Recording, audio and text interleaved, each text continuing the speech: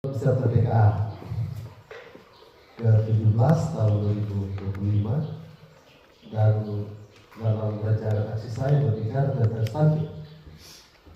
Nah, bertepatan kunjungan Bapak Bupati mewakili ini, ya beliau turun bertanya.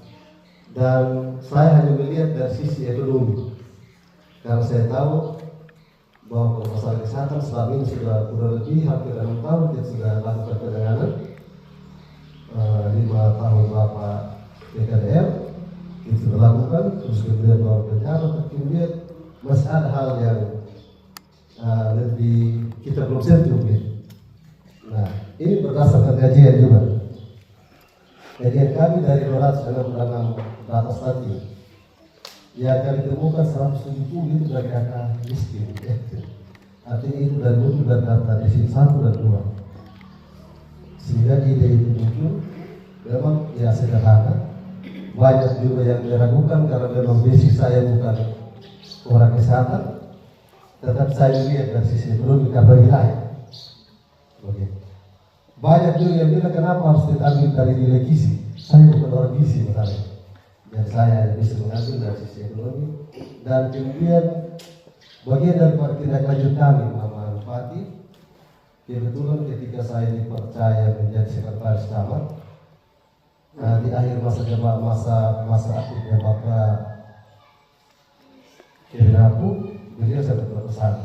Waktu itu ketika saya jadi sekjen, Banje, ketika suatu saat dipercaya, bagaimana ekonomi masyarakat itu bisa naik di pundak orang muda. Disconnected. Jadi saya katakan, dan ketika Pak Didi masuk jadi camat dan mulai membicarakan terkait dengan dapur hidup.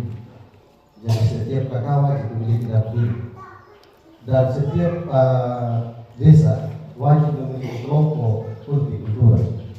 Ini lanjuti dari program Bapak PKDM saat ini.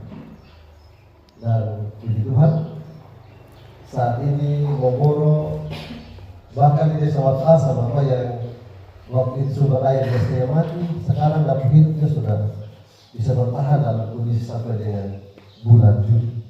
Biasanya tidak ada. Oke. Apalagi desa-desa yang lain yang sumber air mungkin. Dan harapan saya dengan kondisi ini ke depan bisa sedikit berdampak pada desa Lupus, khususnya desa Lupus saya adalah desa Wadada dan desa Cendana Barat. Karena ini angka stunting cukup tinggi di dua desa ini.